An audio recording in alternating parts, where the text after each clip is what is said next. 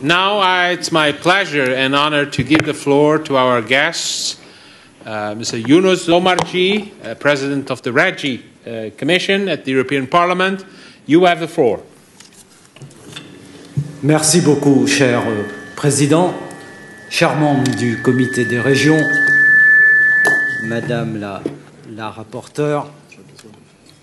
Permettez-moi, Monsieur le Président, de prendre quelques minutes avant d'en venir au rapport de notre collègue, Madame Maupertuis, pour vous dire combien la coopération entre le Comité des régions, le Parlement européen et la Commission REGI est d'une très grande valeur et que l'excellente coopération qui prévaut entre nos institutions a permis, je crois, de maintenir, de consolider la politique de cohésion. Je vous le dis, chers membres du Comité des régions, le travail que vous accomplissez tous ici est un travail extrêmement important pour notre Commission. Et vous l'avez constaté, Monsieur le Président, il est devenu quasiment systématique que les rapporteurs du Comité des régions, comme Nanette Maupertuis hier, rapportent devant notre Commission pour que nous puissions pleinement faire vivre la plus-value du travail consultatif qui est celui du Comité des régions dans l'élaboration de nos propres rapports. Vos travaux sont donc d'une très grande valeur et ils sont l'expression des besoins concrets des villes d'Europe et viennent bien souvent appuyer en réalité ce que nous-mêmes défendons et ce que nous portons au Parlement européen. Je veux saluer, Monsieur le Président, certaines de nos batailles communes, dont celle pour le fonds de transition juste qui va perdurer dans le temps et qui a été, dans un certain sens, précurseur tant la crise énergétique qui est aujourd'hui devant nous et qui a fait basculer toute l'Union européenne est révélatrice de l'urgence de cette transition. Et vous le savez, le Fonds de transition juste est né au Comité des régions et au Parlement européen, et aussi de l'urgence de la réeuropéanisation de la production de l'énergie. Et en cela, le Fonds de transition juste est aussi précurseur, je crois, de REPowerEU, qui reprend tout le volet investissement que le Fonds de transition juste ne vise pas encore. Avant de parler de l'article 174 et du rapport de notre collègue Maupertuis et des articles 175 à 178 du traité sur le fonctionnement de l'UE, vous m'excuserez, Monsieur le Président, de saisir le moment de cette tribune pour redire, réaffirmer l'appel conjoint à la solidarité avec l'Ukraine et les Ukrainiens. La semaine dernière, à Strasbourg, la présidente Roberta Metsola a lancé au Parlement européen une initiative pour que toutes les régions et les villes d'Europe achètent en solidarité des générateurs pour les villes et les citoyens d'Ukraine dès le début de cet hiver. Et je sais que vous avez eu un échange avec le maire de Kiev et que vous avez pris la mesure de l'urgence de cette solidarité. Pour que l'horreur de la guerre épargne autant d'enfants et de familles que possible, autant de personnes âgées et de vieillards, de femmes et d'hommes, de civils qui ne sont pour rien dans ce qui s'abat terriblement sur eux, notre solidarité doit être portée au plus haut niveau. Et je vous appelle, président des exécutifs régionaux et maires des communes d'Europe, après cette session plénière du Comité des régions, à poursuivre, à intensifier cette solidarité dans chacune de vos villes et de vos régions et à vous joindre donc à l'initiative lancée par la présidente Metsola, générateur d'espoir et toutes et tous, avant Noël, activons cette générosité de nos villes pour aider l'Ukraine. Et si nous faisons chacun un petit pas, eh bien, nous ferons peut-être beaucoup pour les Ukrainiens. S'agissant du rapport de Nanette Maupertuis, nous avons pu en discuter hier dans le détail en commission régie.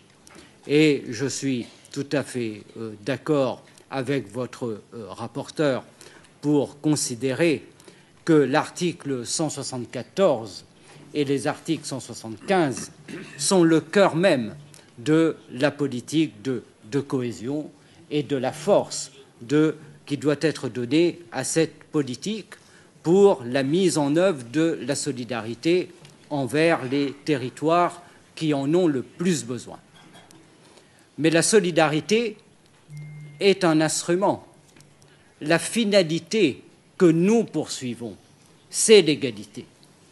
Et nous devons, je crois, en permanence agir pour que la solidarité mise en œuvre à partir de la politique de cohésion permette d'aller vers l'égalité et la réduction de toutes les fractures partout dans toute l'Union européenne. On dit souvent que l'histoire de l'Union européenne est celle de la paix. C'est vrai, c'est notre histoire. C'est l'histoire de l'Union.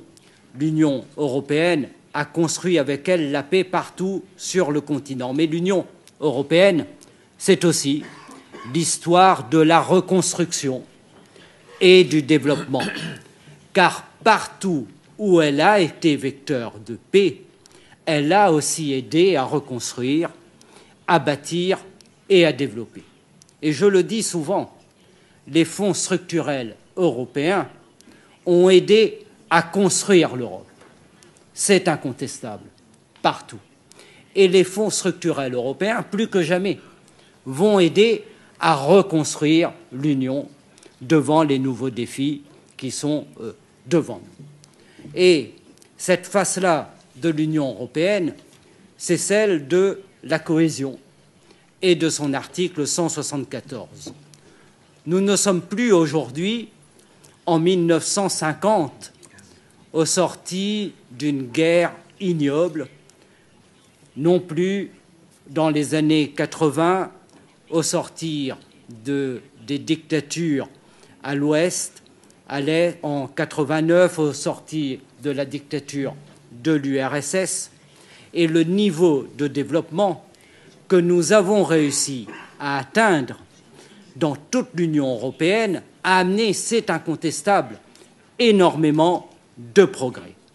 Et ce développement nous permet aujourd'hui de regarder cet article 174 avec non pas une vision misérabiliste. Et je mets toujours en garde, n'ayons pas, lorsqu'on examine les territoires, la politique de cohésion, une vision misérabiliste, mais au contraire, regardons l'article 175 et l'article 174, en réalité la politique de cohésion, avec une très grande conviction et avec une très grande force, car pour toute l'Europe, la cohésion représente énormément et représente le futur, parce que le futur de l'Europe se construira dans la solidarité et dans l'égalité avec les territoires.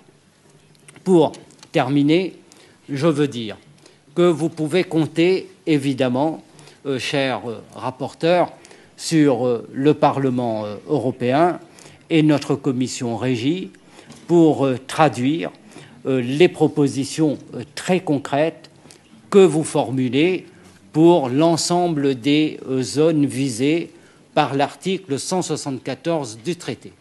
Nous avons commencé à le faire pour les îles et je crois que nous avons ouvert ensemble un processus qui était bloqué depuis près de 15 ans. Et nous devons aujourd'hui poursuivre cette action, car il ne peut pas y avoir de solutions uniformes à des situations très diverses. Et nous devons évidemment envisager les particularités, les handicaps naturels, géographiques de l'ensemble de ces zones. L'avenir de la politique de cohésion se fera, comme le dit Elisa Ferreira, dans du sur-mesure, le sur-mesure de l'article 174, mais également dans le maintien de ses objectifs fondamentaux, celui de la réduction des fractures et de l'objectif d'égalité par la solidarité. Merci beaucoup. Well, thank you so much, Yunus Omarjee, for your statement.